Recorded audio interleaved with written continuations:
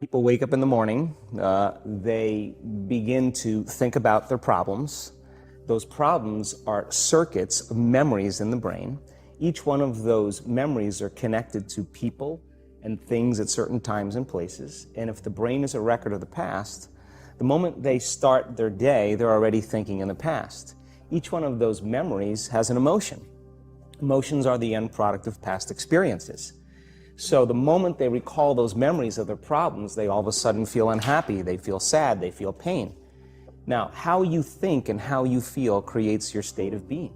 So the person's entire state of being when they start their day is in the past. So what does that mean? The familiar past will sooner or later be predictable future. So if you believe that your thoughts have something to do with your destiny, and you can't think greater than how you feel, or feelings have become the means of thinking, by very definition of emotions, you're thinking in the past. And for the most part, you're going to keep creating the same life. So then people grab their cell phone, they check their WhatsApp, they check their text, they check their emails, they check Facebook, they take a picture of their feet, they post it on Facebook, they tweet something, they do Instagram, they check the news, and now they feel really connected to everything that's known in their life. And then they go through a series of routine behaviors. They get out of bed on the same side, they go to the toilet, they get a cup of coffee, they take a shower, they get dressed, they drive to work the same way, they do the same things, they see the same people, they push the same emotional buttons, and that becomes the routine, and it becomes like a program. So now they've lost their free will to a program, and there's no unseen hand doing it to them. So when it comes time to change, the redundancy of that cycle becomes a subconscious program. So now, 95% of who we are by the time we're 35 years old is a memorized set of behaviors, emotional reactions, unconscious habits, hardwired attitudes, beliefs, and perceptions that function like a computer program. So then a person can say with their 5% of their conscious mind, I want to be healthy, I want to be happy, I want to be free. But the body's on a whole different program. So then how do you begin to make those changes? Well, you have to get beyond the analytical mind, because what separates the conscious mind from the subconscious mind is the analytical mind. And that's where meditation comes in, because you can teach people through practice how to change their brainwaves, slow them down. And when they do that properly, they do enter the operating system where they can begin to make some really important changes. So most people then wait for crisis or trauma or disease or diagnosis. They wait for loss, some tragedy to make up their mind to change. And my message is, why wait? And you can learn and change in a state of pain and suffering, or you can learn and change in a state of joy and inspiration. And I think right now, the cool thing is that people are waking up. Most people spend 70% of their life living in survival and living in stress. So they're always anticipating the worst case scenario based on a past experience. And they're literally, out of the infinite potentials in the quantum field, they're selecting the worst possible outcome, and they're beginning to emotionally embrace it with fear. And they're conditioning their body into a state of fear. Do that enough times, body has a panic attack without you. You can't even predict it because it's programmed subconsciously. So people become addicted to the rush of those emotions, and they use the problems and conditions in their life to reaffirm their limitation, so at least they can feel something. So now when it comes time to change, you say to the person, why are you this way? Well, every time they recall the event, they're producing the same chemistry in their brain and body as if the event is occurring, firing and wiring the same circuits and sending the same emotional signature to the body. Well, what's the relevance behind that? Well, your body is your unconscious mind. In a sense, if you're sitting down and you start thinking about some future worst case scenario that you're conjuring up in your mind, and you begin to feel the emotion of that event, your body doesn't know the difference between the event that's taking place in your world, outer world, and what you're creating by emotion or thought alone. So most people then, they're constantly reaffirming their emotional states. So when it comes time to give up that emotion, they can say, I really want to do it, but really the body is stronger than the mind because it's been conditioned that way. So the servant now has become the master, and the person all of a sudden, once they step into that unknown, they'd rather feel guilt and suffering because at least they can predict it.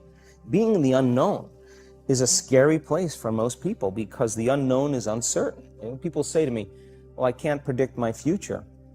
I'm in the unknown, and I always say the best way to predict your future is to create it.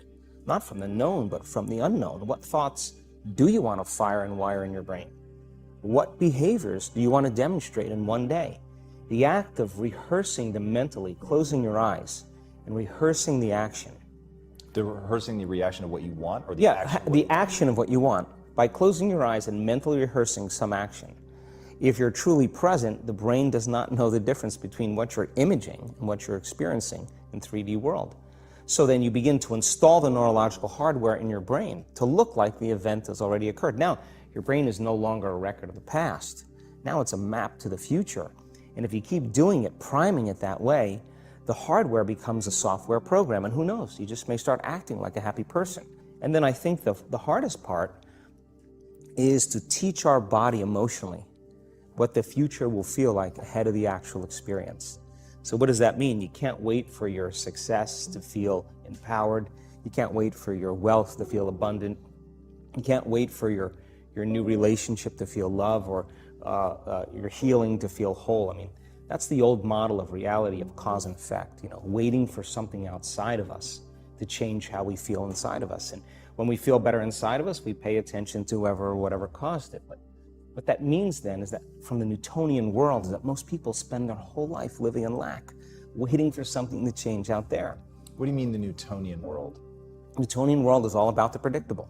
It's all about predicting a future. But the quantum model of reality is about causing an effect. The moment you start feeling abundant and worthy, you are generating wealth. The moment you're empowered and feel it, you're beginning to step towards your success. The moment you start feeling whole, your healing begins. And when you love yourself and you love all of life, you'll create an equal. And now you're causing an effect. And I think that's the difference between living as a victim in your world, saying, I am this way because of this person or that thing or this experience. They made me think and feel this way.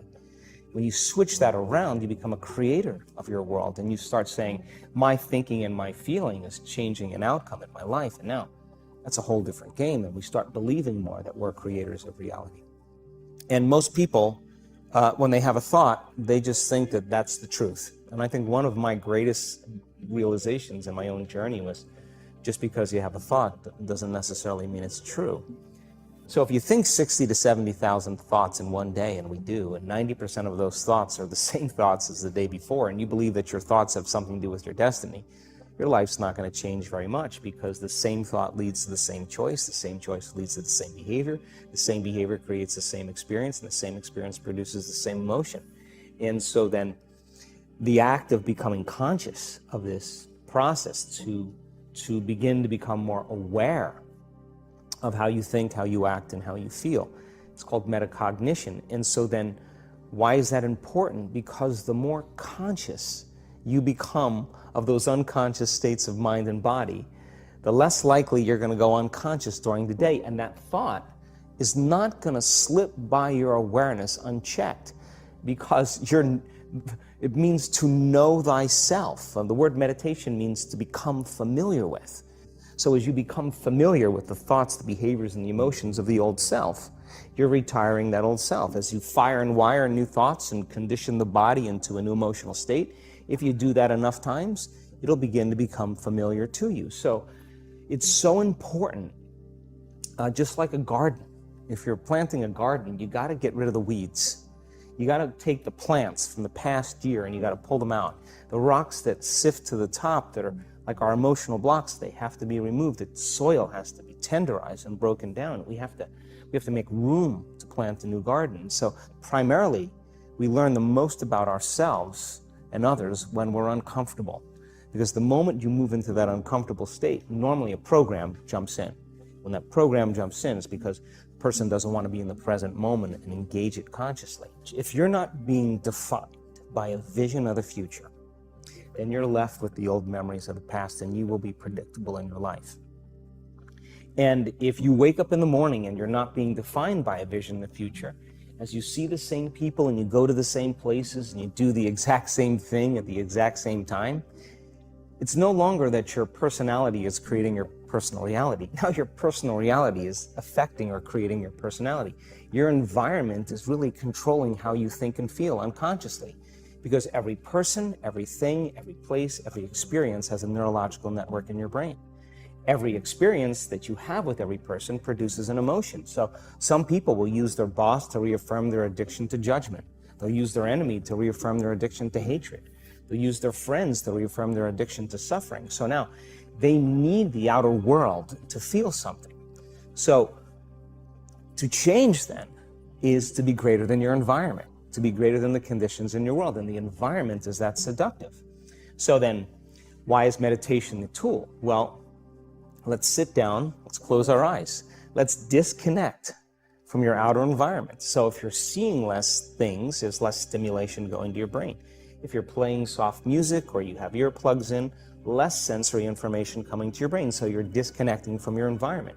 If you can sit your body down and tell it to stay like an animal, stay right here, I'm going to feed you when we're done. You can get up and check your emails, you can do all your texts, but right now, you're going to sit there and obey me. So then, when you do that properly, and you're not eating anything or smelling anything or tasting anything, you're not up experiencing and feeling anything, you would have to agree with me that you're being defined by a thought, right? So when the body wants to go back to its emotional past, and you become aware that your attention is on that emotion, and where you place your attention is where you place your energy, you're siphoning your energy out of the present moment into the past, and you become aware of that, and you settle your body back down in the present moment, because it's saying, well, it's 8 o'clock, you normally get upset because you're in traffic around this time, and here you are sitting, and we're used to feeling anger, and you're off schedule. Oh, it's 11 o'clock, and you usually check your emails and judge everybody. Well, the body's looking for that predictable chemical state. Every time you become aware that you're doing that, and your body is craving those emotions, and you settle it back down into the present moment, you're telling the body it's no longer the mind, that you're the mind, and now your will is getting greater than the program. And if you keep doing this over and over again, over and over again, over and over again, just like training a stallion or a dog, it's just going to say, I'm going to sit. And the moment that happens, and the body's no longer the mind, when it finally surrenders, there's a liberation of energy. We go from particle to wave, from matter to energy, and we free ourselves from the chains of those emotions that keep us in the familiar past. And we've seen this thousands of times. In fact, we can actually predict it now.